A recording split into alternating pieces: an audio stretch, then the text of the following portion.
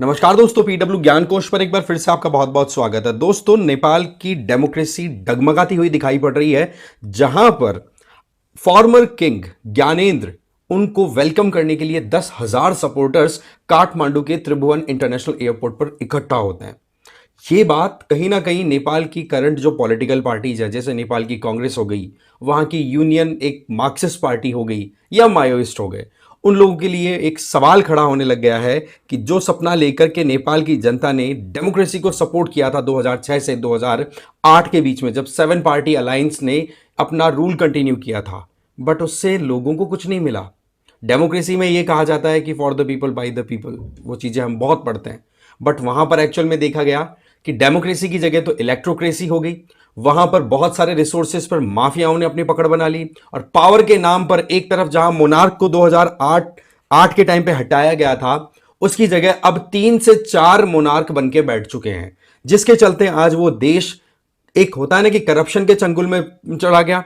Economic equation वहां पर अभी भी सेटल नहीं हो रही है, जिसके चलते आम जनता बहुत ज्यादा परेशान है। तो उनकी तरफ से एक बार फिर से आवाज उठाई स्टार्ट कर दी है कि हम मोनार्की एक बार फिर से चाहते हैं, और इसी बात को कैपिटलाइज करने में फॉर्मर किंग ज्ञानेंद्र भी मोर और लेस एक्टिव दिखाई पड़ रहे हैं। क्योंकि लोगों की आवाज अगर आपके सपोर्ट में आने लग जाए तो मान के चलिए कि कहीं ना कहीं आपकी केवल स्ट्रेंथ और आपकी तरफ से एफर्ट्स की अगर कोई कमी है तो ही आप पावर से दूर रह सकते हैं, अदरवाइज जब जनता साथ देने लग जाए तो पीछे नहीं रहते। बट यहां पर बहुत सारे एंगल्स हमारे सामने आते हैं कि एक तो वजह क्या है कि क्यों ये प्रोटेस्ट किया गया, जिसमें एक दो तो मैंने बताए, बट उनको हम इलाबोरेटली समझेंगे। दूसरा सबसे बड़ा मुद्दा यह है कि क्या अभी वहां पर इंटरनली चल रहा है, कौन सी पॉलिटिकल पार्टी मोनार्की को सपोर्ट करती है, कौन सी पार्टीज यहां पर डेमोक्रेसी के नाम पर लूट रही है देश को। इसके अलावा हमें यह भी समझने की जरूरत है कि लोगों के दिमाग में ये जो चीजें आ रही हैं, इनको लेकर के क्या वहां पर ग्राउंड रियलिटीज हैं। इन सारी चीजों को हम डिटेल में समझेंगे, बट आगे बढ़े उससे पहले मैं आपको बता दूं कि एक तो आप मुझे इस क्यूआर कोड को स्कैन करके टेलीग्राम पर फॉलो करें, ठीक है, जिससे कि मैं कोई भी वीडियो या कुछ भी पीडीएफ मुझे इंपॉर्टेंट शेयर करनी हो तो इस टेलीग्राम पे मैं शेयर कर दिया करता हूं, ठीक है। पुराने वाला जो लिंक था वो एक्टिव नहीं है, ये नया चैनल बना दिया गया है, जैसे कि मैं आपको बता रहा हूं, ठीक है। इसके अलावा पीडब्ल्यू ऑनली आईएएस की तरफ से यूपीएससी फाउंडेशन कोर्सेज रन कराए जा रहे हैं, जिसमें 2026 और 25 के कोर्स चल रहे हैं। अगर आप प्रॉपर प्योर इंग्लिश मीडियम में प्रिपेयर करना चाहते हो ना, तब तो टाइटन 2025 वालों के लिए, टाइटन 2026 वालों के लिए, हिंदी वालों के लिए संकल्प है 2026 के लिए, और हिंदी इंग्लिश में प्रहार है 2025 वालों के लिए।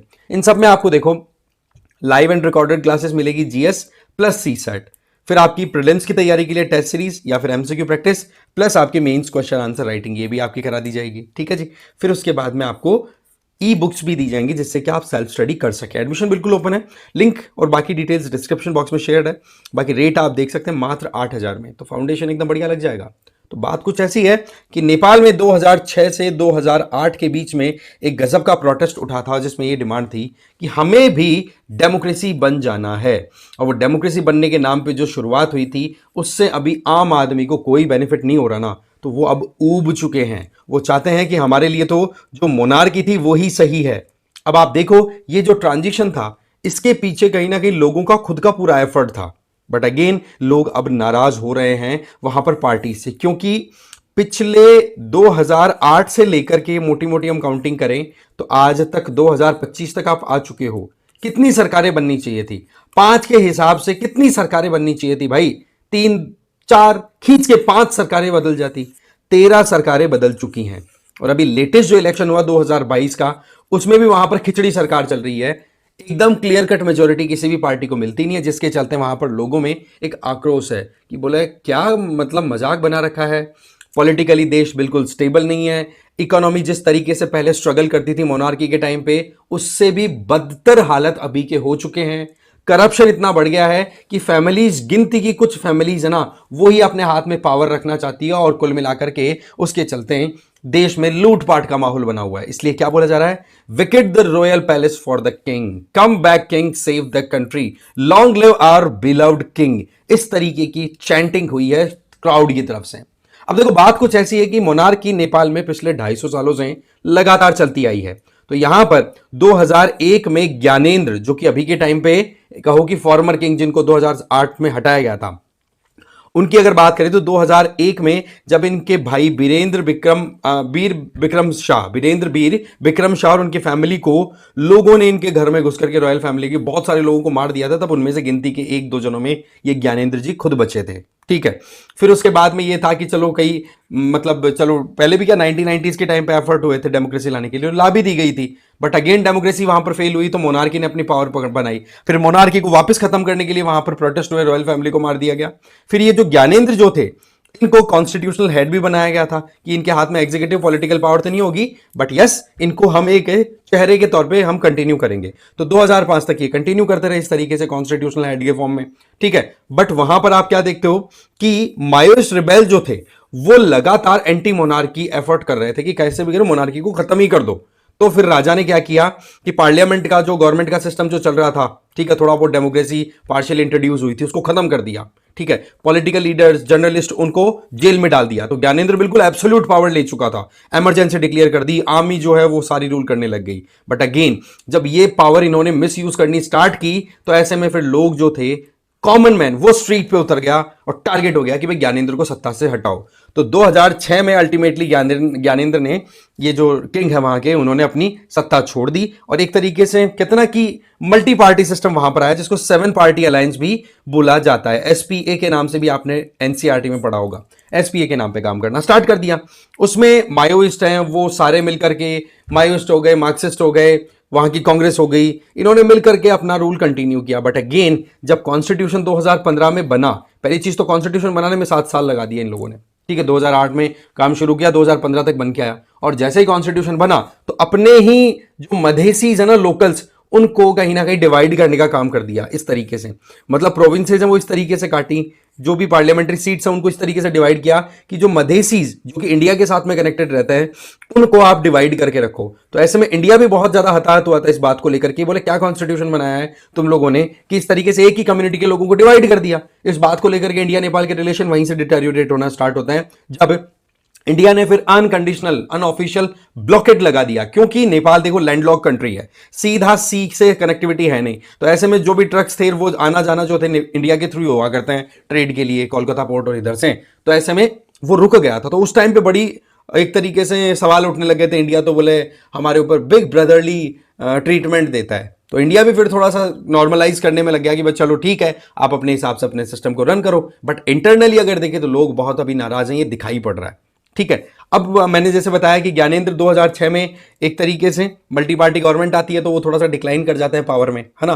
फिर उसके बाद में 2008 में इनको कॉन्स्टिट्यूशनल मोनार्क बना करके रखने की बात कही गई थी कि चलो ठीक है बाकी सिस्टम सारा हम इलेक्शन के आधार पर करेंगे, बट जो राजा का नाम होगा वो राजा का नाम रहेगा, जैसे कि ब्रिटेन में, थाईलैंड में ऐसा होता है। बट 2015 में कॉन्स्टिट्यूशन आया तो राजा की पीठ में छुरा घोंप दिया, या फिर जो प्रो मोनार्की वाले जो लोग थे उनके साथ धोखा हो गया कि चलो ठीक है राजा का पोस्ट है वो कंप्लीटली खत्म करते हैं, हम तो रिपब्लिक डेमोक्रेटिक कंट्री के फॉर्म में काम करेंगे। दैट मींस हमारा किंग होगा उसका भी, या हमारा जो राजा होगा पूरे देश का तो उसका भी इलेक्शन होगा एग्जैक्टली वैसे जैसे इंडिया में प्रेसिडेंट का इलेक्शन होता है। तो मोनार्की वाली सिस्टम को एब्सोल्युटली खत्म कर दिया।